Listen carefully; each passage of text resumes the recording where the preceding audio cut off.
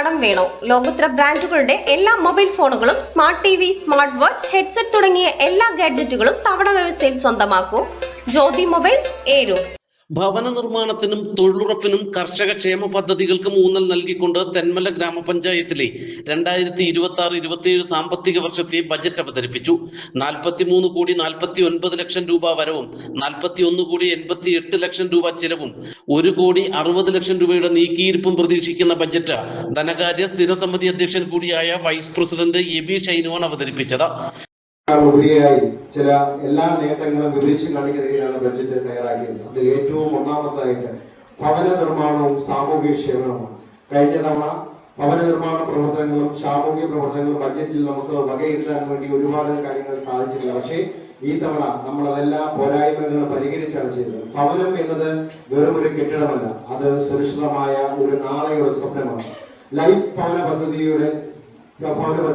General SC വിഭാഗങ്ങൾക്ക് വസ്തു വാങ്ങാനും വീട് നിർമ്മിക്കാനും ഈ ബഡ്ജറ്റ് ധനസഹായം നൽകുന്നു. ഭവന പുനരുദ്ധാരണത്തിന് ജനറൽ വിഭാഗത്തിന് 60,000 രൂപയായി വർധനവ് ഈ ബഡ്ജറ്റിൽ വെക്കുന്നു. SC/ST വിഭാഗങ്ങൾക്ക് ഭവന പുനരുദ്ധാരണത്തിനായി പദ്ധതി വെക്കുന്നു.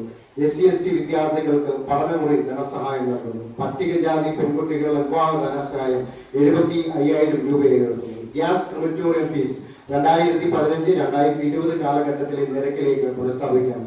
പഞ്ചായത്ത് ഓഫീസിന് സമീപം ജനകീയ ഹോട്ടൽ ആരംഭിക്കുന്ന ഭാഗമായിട്ടുള്ള പദ്ധതി കൂടി ഇതിന്റെ ഭാഗമായി ആവിഷ്കരിക്കുകയാണ്. കാർഷിക മേഖല, കൃഷി നിലനിൽക്കുമ്പോൾ മാത്രമാണ് ഒരു ഗ്രാമം നിലനിൽക്കുന്ന വലിയ ആശയം ഓടിക്കൊണ്ട് ഒരു കാലത്ത് കാർഷിക സമ്പന്നതയാൽ പ്രശസ്തമായ തെന്മല ഇന്ന് വന്യജീവി ശല്യം, തൊഴിലാളികളുടെ ക്ഷാമം തുടങ്ങിയ വെല്ലുവിളികൾ നേരിടുന്നു. എങ്കിലും നമ്മുടെ കാർഷിക സംസ്കാരം പുനർജീവിപ്പിക്കുക എന്നതാണ് ഈ ബഡ്ജറ്റിന്റെ പ്രധാന ലക്ഷ്യം. അതിന് പ്രധാനമായ പദ്ധതികൾ നമ്മൾ ഉൾക്കൊള്ളിച്ചിട്ടുള്ളത് തേനീച്ച വളർത്തൽ പ്രോത്സാഹനം, ഫലവൃക്ഷത്തൈ വിതരണം, സോളാർ വേലി നിർമ്മാണം, തകര വേലി നിർമ്മാണം, വാഴ കൃഷി പ്രോത്സാഹനം, പച്ചക്കറി കൃഷി കൂലി ചെലവ് സഹായം, ജൈവ വിതരണം, കാർഷിക ഉപകരണങ്ങൾ വിതരണം, വനിതകൾക്ക് അടുക്കള പച്ചക്കറി കൃഷി, മൺചട്ടിയിൽ കുറ്റിക്കുരുമുളക് കൃഷി, ഇഞ്ചി, മഞ്ഞൾ, കസ്തൂരി മഞ്ഞൾ കൃഷിയുടെ വികസനം, നൂതന പദ്ധതികൾ എന്ന നിലയിലേക്ക് കർഷകർക്കായിട്ടുള്ള ഏണി വിതരണം, കർഷകർക്ക് തോട്ടികൾ നൽകുന്ന സ്ഥിരം കൃഷി പന്തൽ, കർഷകർക്കായിട്ടുള്ള ബോണസ്. ജനറൽ വിഭാഗക്കാർക്ക് ഭവന പുനരുദ്ധാരണത്തിന് ധനസഹായം 60,000 രൂപയായി വർദ്ധിപ്പിച്ചു. പട്ടികജാതി വിഭാഗം പെൺകുട്ടികളുടെ വിവാഹത്തിനുള്ള ധനസഹായം 75,000 രൂപയാക്കി. കൂടാതെ പഞ്ചായത്ത് പൊതുശ്മശാനത്തിൽ അടയ്ക്കേണ്ടുന്ന തുക APL വിഭാഗത്തിന് 3,000-ഉം BPL വിഭാഗത്തിന് 1,500 രൂപയുമായി കുറയ്ക്കാൻ ബജറ്റിൽ നിർദ്ദേശമുണ്ട്. നിലവിൽ APL-ന് 5,000 രൂപയും BPL-ന് 3,000 രൂപയുമാണ്.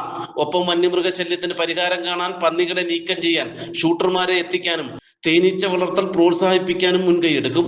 പഞ്ചായത്തിലെ 17 വാർഡുകളിലെയും കുടിവെള്ളം തടസ്സമില്ലാതെ ലഭിക്കാനുള്ള തുകയും ബജറ്റിൽ വകയിരുത്തിയിട്ടുണ്ട്. കളിസ്ഥലങ്ങൾ സ്മാർട്ടാക്കാനും ഇക്കോ ഫെസ്റ്റ് സംഘടിപ്പിക്കാനും പഞ്ചായത്ത് മുൻകൈയെടുക്കും. മുഴുവൻ അംഗങ്ങളും ബജറ്റ് സമ്മേളനത്തിൽ പങ്കെടുത്തെങ്കിലും ക്രിയാത്മകമായ ചർച്ചകൾ കുറവായിരുന്നു.